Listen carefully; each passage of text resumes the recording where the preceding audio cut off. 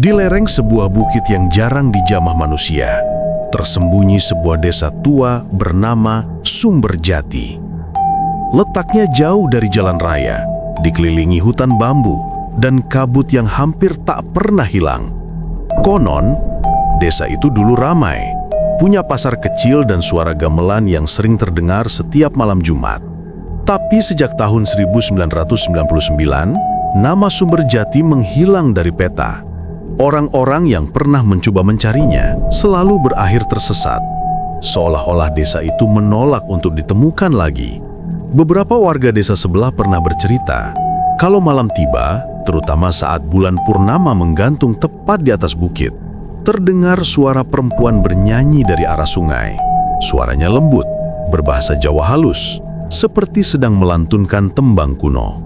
Tapi, semakin lama didengar, semakin aneh rasanya. Dingin, dalam, dan membuat dada sesak.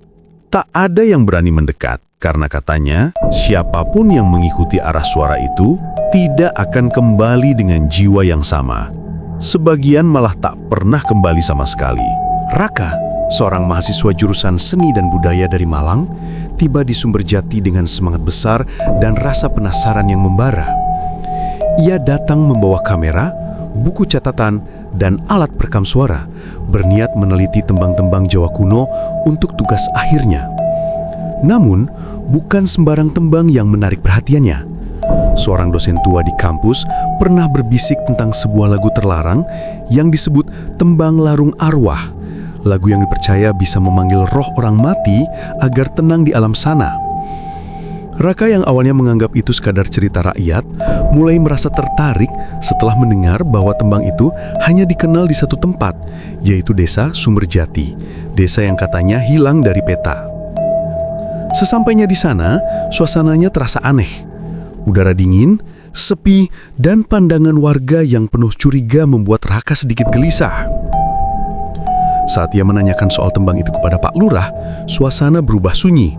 Lelaki tua itu menatapnya lama, matanya kosong seolah menyimpan ketakutan yang dalam.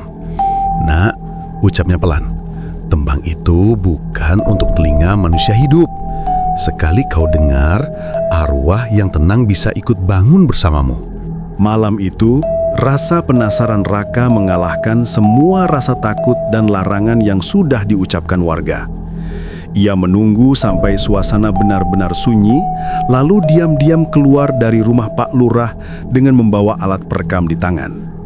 Udara malam terasa lebih dingin dari biasanya. Angin berhembus pelan, tapi setiap hembusannya seolah menekan dadanya. Jalan setapak menuju sungai hanya diterangi cahaya bulan yang temaram. Sesekali terdengar suara jangkrik dan kodok bersahut-sahutan di kejauhan. Namun, di antara semua suara itu, tiba-tiba terdengar sesuatu yang berbeda. Lirih, lembut, tapi jelas, seperti suara perempuan yang sedang menyanyi. Raka berhenti sejenak. Suara itu seperti datang dari arah sungai. Tembang Jawa dengan nada sendu yang membuat bulu kuduknya berdiri. Ia menyalakan perekamnya dan melangkah perlahan, mengikuti arah suara tersebut. Setiap langkah terasa berat. Tanah di bawahnya dingin dan lembab. Semakin dekat, suara itu semakin nyata, seperti ada yang menyanyi tepat di depan matanya. Dan benar saja, di tepi sungai, terlihat sosok perempuan berambut panjang mengenakan kebaya putih, duduk di batu besar sambil menunduk melantunkan lagu dengan suara yang terlalu indah untuk manusia, tapi terlalu dingin untuk disebut hidup. Sejak malam dia mendengar tembang itu, tidur Raka tidak pernah tenang lagi. Setiap kali memejamkan mata, mimpinya selalu sama. Ia berdiri di tepi sungai yang sunyi, diselimuti kabut tebal. Airnya hitam pekat, mengalir perlahan sambil membawa sesuatu yang aneh. Saat diperhatikan lebih dekat, benda-benda yang hanyut itu ternyata tubuh manusia, pucat dan membeku, dengan mata terbuka menatap kosong ke langit. Di tengah arus yang pelan, terdengar kembali tembang itu. Lembut tapi menghantui, seolah bernyanyi langsung ke dalam pikirannya. Suara perempuan berkebaya putih muncul di kejauhan, berdiri di atas batu, menatap Raka tanpa ekspresi. Bibirnya bergerak pelan, mengucapkan kata yang sama setiap malam. Kembalikan tembangku, sebelum air sungai berubah jadi darah. Setiap pagi, Raka terbangun dengan tubuh gemetar dan keringat dingin. Namun yang paling aneh, telinganya selalu berdarah sedikit, seolah ada sesuatu yang berbisik terlalu dekat. Alat perekam yang disimpannya di tas selalu menyala sendiri, padahal baterainya sudah ia lepas sejak malam pertama.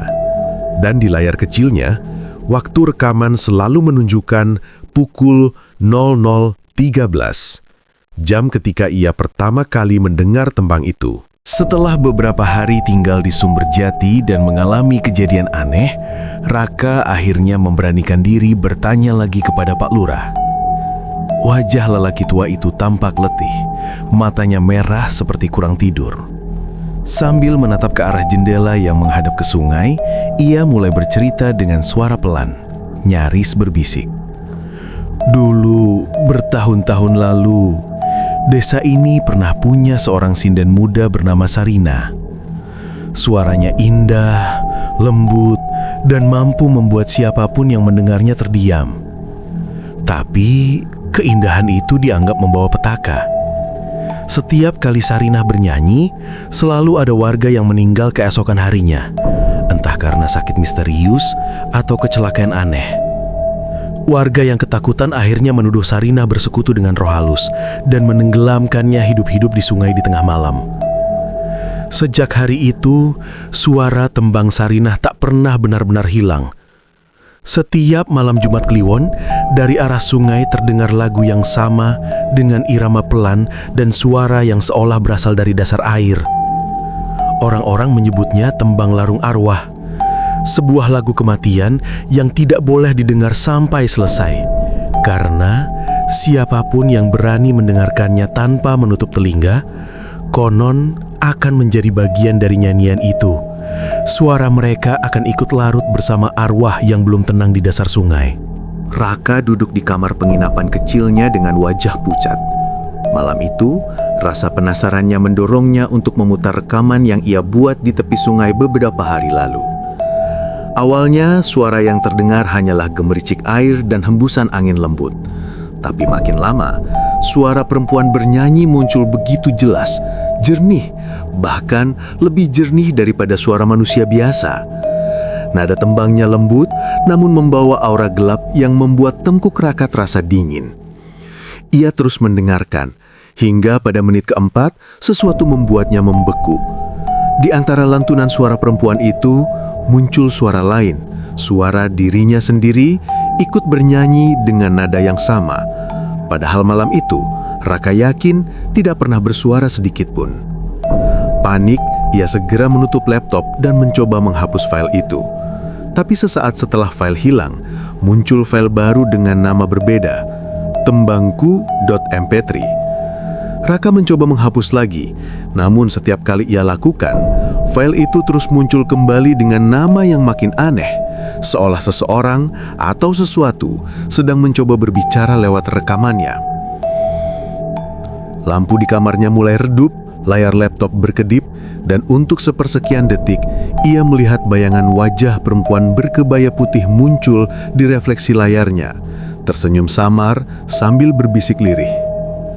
Akhirnya, suaramu sudah jadi milikku. Keesokan paginya, suasana desa Sumberjati berubah mencekam. Warga yang biasanya ramah kini menatap Raka dengan pandangan curiga dan ketakutan. Seorang ibu berteriak histeris ketika menimba air dari sumur karena cairan yang keluar bukan air jernih, melainkan merah pekat seperti darah segar. Bau anyir menyebar ke seluruh halaman, membuat perut siapapun yang mencium jadi mual. Satu persatu warga memeriksa sumur mereka, dan semuanya sama, air berubah merah. Pak Lurah datang dengan wajah panik, memandangi Raka dengan sorot mata penuh tuduhan. "Kau sudah membangunkan dia," katanya pelan tapi tegas. "Arwah Sarinah marah." Menjelang malam, hujan turun deras, angin berhembus kencang membawa suara yang membuat bulu kuduk berdiri. Dari arah sungai terdengar lantunan tembang yang begitu banyak, seperti ratusan orang bernyanyi serempak dari dasar air. Namun tak satu pun tubuh terlihat di sana. Raka yang ketakutan berlari menuju sungai dengan niat menghentikan semuanya, tapi langkahnya terhenti di tepi air. Dalam gelap dan derasnya hujan, dia melihat puluhan wajah pucat mengambang di permukaan sungai. Mata mereka menatap lurus ke arahnya, kosong, tapi seolah meminta sesuatu. Dan di tengah-tengah mereka, sosok perempuan berkebaya putih berdiri diam. Senyumnya tipis namun menakutkan, seolah menyambut kedatangan Raka. Hujan belum juga reda malam itu. Petir menyambar tanpa henti, menerangi langit Sumberjati yang kelam. Raka berdiri di tepi sungai dengan tubuh menggigil, antara takut dan tak percaya dengan apa yang ia lihat. Dari tengah arus yang berputar deras, muncul sosok perempuan berkebaya putih, perlahan naik ke permukaan air. Rambutnya terurai panjang, wajahnya pucat, namun indah sekaligus menyeramkan. Kali ini, Raka bisa melihat jelas siapa dia. Sarinah, sinden yang dulu ditenggelamkan oleh warga. Matanya menatap tajam ke arah Raka. Senyumnya tipis, namun syarat dengan amarah yang ditahan terlalu lama. Suara tembang pelan kembali terdengar. Tapi kini, bukan hanya dari bibir Sarinah, melainkan juga dari arah sungai, seolah ratusan arwah ikut bernyanyi bersamanya. "Kau sudah membuka pintunya," ucap Sarinah pelan, suaranya bergema di udara. "Sekarang, kau harus ikut melarung." Tubuh Raka seketika kaku, tak bisa bergerak. Ia mencoba berteriak, tapi suaranya lenyap tertelan angin. Tiba-tiba, sesuatu dari dalam air meraih pergelangan kakinya, menariknya perlahan masuk ke dalam sungai yang berputar seperti pusaran. Warga yang mendengar teriakan samar dari arah sungai berlari ke sana, tapi hanya menemukan alat perekam Raka tergeletak di bebatuan. Alat itu masih menyala, memutar suara tembang Sarinah berulang-ulang dengan tambahan suara baru yang serak dan familiar. Suara Raka ikut bernyanyi di antara mereka. Beberapa minggu setelah kejadian itu, kabar hilangnya Raka menyebar hingga ke kota. Tim pencari dari kepolisian dan beberapa relawan datang untuk menelusuri desa Sumberjati, tempat terakhir Raka diketahui berada. Namun begitu mereka sampai di lokasi yang disebutkan dalam catatan perjalanan Raka, tak ada tanda-tanda desa di sana. Yang mereka temukan hanyalah hutan lebat yang sunyi dengan kabut tebal menggantung di antara pepohonan. Jalan setapak yang konon menuju desa sudah tertutup semak belukar seolah tak pernah dilewati manusia. Bahkan warga dari desa terdekat pun kebingungan karena mereka yakin Sumberjati memang pernah ada. Namun entah sejak kapan desa itu lenyap begitu saja dari peta dan ingatan. Saat malam tiba, udara di sekitar hutan terasa aneh, dingin dan bergetar seperti ada sesuatu yang hidup di dalamnya. Dari arah sungai kecil yang mengalir di bawah bukit, terdengar suara tembang Jawa kuno yang lembut namun menyeramkan. Tim pencari yang berjaga di tenda sempat merekam suara itu, tapi tak ada yang berani mendengarkannya sampai habis. Mereka berkata, lagu itu seperti panggilan halus yang mengundang siapapun untuk datang ke sungai. Dan di kejauhan, di balik kabut tebal, samar-samar tampak bayangan perempuan berkebaya putih berjalan perlahan di atas air, melarung sesuatu yang tak terlihat, seolah ritual itu belum pernah benar-benar berakhir. Beberapa bulan setelah hilangnya Raka, suasana kampus masih muram. Tak ada yang tahu apa yang sebenarnya terjadi padanya, seolah bumi menelannya bulat-bulat. Suatu pagi, dosen pembimbing Raka menerima sebuah paket kecil tanpa nama. Amplopnya kusam, basah di beberapa bagian, seperti baru saja terendam air. Di dalamnya, hanya ada sebuah flash disk hitam dan secari kertas lusuh tanpa tulisan apapun. Dengan rasa penasaran bercampur cemas, sang dosen menyalakan laptop di ruangannya yang sepi dan membuka isi flash disk itu. Hanya ada satu file di dalamnya, bernama Tembang Larung. Saat diputar, ruangan itu langsung dipenuhi suara gemericik air sungai dan angin yang berdesir pelan. Lalu terdengar suara Raka menyanyi dalam bahasa Jawa halus, dengan nada yang ia tahu bukan berasal dari dunia manusia. Di belakangnya, terdengar suara perempuan menyahut dengan lembut, seolah menuntun nyanyiannya. Irama itu perlahan berubah menjadi lirih dan mencekam, hingga di akhir rekaman terdengar bisikan pelan, "Jangan dengarkan sampai habis, kalau tidak, kau akan ikut bernyanyi bersama kami." Dosen itu gemetar, buru-buru menutup laptop. Namun anehnya, lagu itu masih terdengar, meski perangkat sudah dimatikan. Suara nyanyian itu terus berputar lembut di udara, seolah seseorang sedang melarung arwah. Dan kali ini, tembangnya terasa seperti memanggil nama dosennya sendiri. Dari kisah ini, kita belajar bahwa rasa penasaran terkadang bisa membawa kita pada hal yang tak seharusnya dibangkitkan. Ada rahasia yang lebih baik dibiarkan tetap menjadi misteri, dan ada suara yang seharusnya tak pernah didengar sampai habis. Karena tidak semua cerita butuh jawaban, dan tidak semua tembang ingin ditemukan kembali. Ingatlah, beberapa suara berasal dari masa lalu, tapi masih mencari pendengar baru di masa kini.